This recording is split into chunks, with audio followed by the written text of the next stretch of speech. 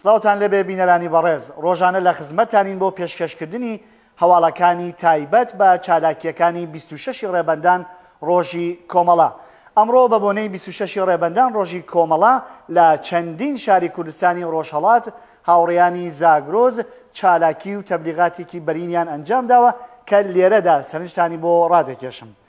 سەرەتا ئەڕۆینە شاری بانا لە شاری بانەی خۆشەویست لە ئاربابای سەربەرزەوە هاوڕێیان و هەڵسوڕاوانی نهێنی کۆمەڵا لەم شارە بە بۆنەی 26 ڕێبەندان ڕۆژی کۆمەڵا چالاکیەکی بەرینیان ئەنجام داوە کە ئەمە وێنەکانیەتی کە تایبەتە بەم چالاکیەی هەڵسوڕاوانی نهێنی کۆمەڵا زاگرۆز لە شاری بانە.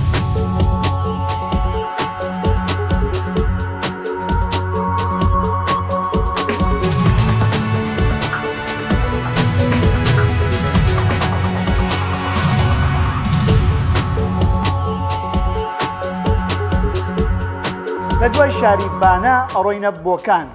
لە شاری خۆشەویستی بۆکان هاوڕێیانی پۆلی شەهید محەممەدی لەگز بە بۆنەی 26 ڕێبەندان ڕۆژی ئاشکرابوونی کۆمەڵا لە گەڕەکەکانی پارکی میلەت دەوروبەری بیمارستانی تازە کولتەپە مزگەوتی دارولسەلام و ناڵەشکێنە و سەر گوڵکۆی هونەرمەند حەسەن زیرەک چالاکی تەبلیغیان ئەنجام داوە کە ئەم وێنانە تایبەتە بە هەڵسوڕاوان و چالاکانی نهێنی کۆمەڵا لە شاری بۆکان لە شاری هاوڕێی گیانبەختکرد و دکتۆر جعفەری شەفیعی.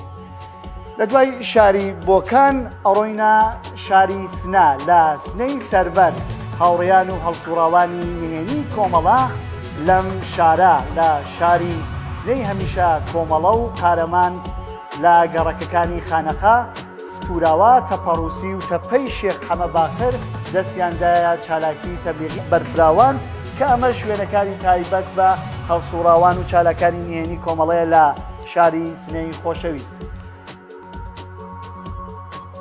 هەروەها لە شاری سەقز لە شاری هاوڕێی گیانبەختکرد و کاک حەمە حسێنی کەریمی هاوڕێیانمان لە تەشکیلاتی نهێنی زاگرۆز لە گەڕەکەکانی شاناز کەریماوە ساڵحاوە سعدی قەرەچیاوە مەیدانی هەڵۆ چوارڕێیانی عەدنانی سیلۆ حەماڵاوە شارەکی دانشگا چالاکی تەبلیغیان ئەنجام داوە.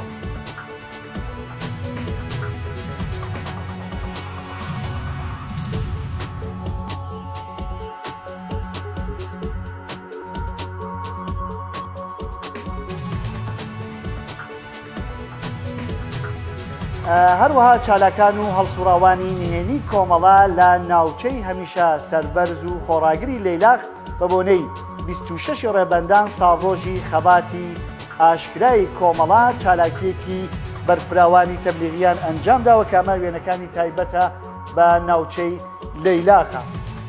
ئەو شوێنانەی کە چالاکی تێدا کراوە بریتین لە گەورەدێی قڕۆچیا سەرجەم کۆڵان و دیوارەکانی ئاوایی قڕۆچیا بە دروشمی بژی کۆمەڵا پیرۆز بێ 26 ڕێبەندان ڕازاندایەوە.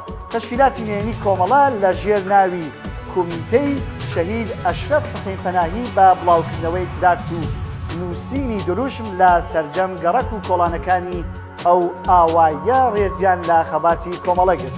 ئەمە لە حاڵێکدا بوو کە هێزە ئەمنیەتیەکان چەندین جار هۆشداریان داوو کە بە توندی بەرخۆز دەکەین بەو کەسانەی کە بە بۆنەی 26 ڕێبەندانەوە چالاکیەکەن، بەڵام خەڵکی تێکۆشەری گەورەدەی خۆڕۆچیا وەک نەریت یا موساڵێک بەبێ گوێدان بەو هەڕەشانە خۆشەویستی خۆیان بۆ حیزبەکەیان کۆمەڵا دووپات کردەوە.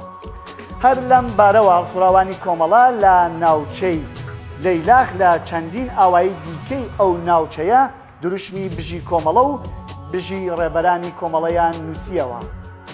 ئەو ئاوایانەی کە چالاکی تێدا کراوە بریتین لە کاتەڕەشید، تازاوە، میرەکی، گۆمەدەڕە، بەلەدەستی، شاوانی، کاکەجۆ، کەڕۆنان و سەر ئاو.